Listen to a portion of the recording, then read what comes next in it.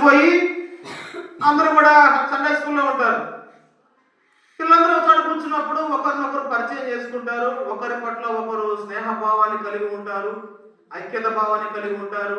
అది ఈ తల్లికి నచ్చలేదంట. ఈ తల్లికి నచ్చగా ఆ బిడ్డకి చెప్తుందంట, వాళ్ళది ఎక్కువ కులము, వాళ్ళది తక్కువ కులము, మీరు వాళ్ళతో సాంగత్యం చేయకూడదు, మనం ఎక్కడ వాళ్ళెక్కడ అని వ్యత్యాసాలు భేదాభిప్రాయాలు ఏం చేస్తున్నాయి ఆ పిల్లలు నేర్పిస్తాము. ఆ పిల్లలు అంటున్నారు, మా అమ్మ దేవుని నమ్ముకుందో, బాప్తిసం తీసుకుందో, పాడుతా ఉందో, ఆరాధన చేస్తా ఉందో. ఎందుకు? వేషధారమైన జీవితం ఇది.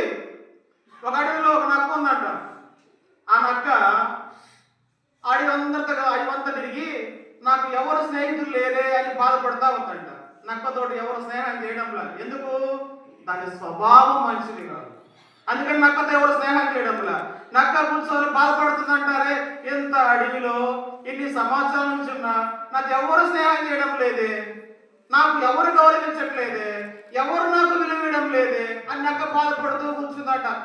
ఒక రోజున ఆ మార్గము గుండా ఒక పులి వెళ్తా ఉంటే జంతువులన్నీ తొలగిపోయి పారిపోతా ఉన్నాయంట.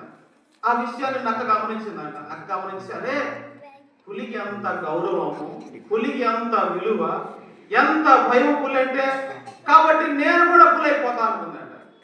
నేను కూడా పులైపోతా. ఏమో నక్క పులి అవుతుందా? అవుతుందక్క. కానీ నక్క అంటున్నా, నేను కూడా పులైపోతా. నేను పులి కావాలంటే ఏం చేయాలా? పులికి నిండా మచ్చలు ఉన్నాయి, నేను కూడా మచ్చలు పెట్టుకుంటా. పాపం పై చేసింది నక్క, కొంచెం కష్టమైనా ఒళ్ళంతా కాల్చుకొని మచ్చలు పెట్టుకుందంట. మచ్చలు పెట్టుకొని వాళ్ళ దగ్గర పోయి తన ఒళ్ళంతా చూసుకుని, ఆహా నేను పులైపోయా అంట. ఏమంది? ఆహా నేను పులైపోయినా, ఎందుకు నా పుల్ల, నాకు కూడా మచ్చలు ఉన్నాయి. బాప్తిసం తీసుకుంటే మన విశ్వాసం కాదు, గుర్తుపెట్టుకోండి. ఏం మారాలా? మన స్వభావం మారాలా, మన క్రియలు మారాలా. మన స్వభావం మారకుండా మన విశ్వాసంలో మనం ఒక ముసుగేసుకుంటే మనం వేషధారణం అయిపోతాం. యోబు గ్రంథం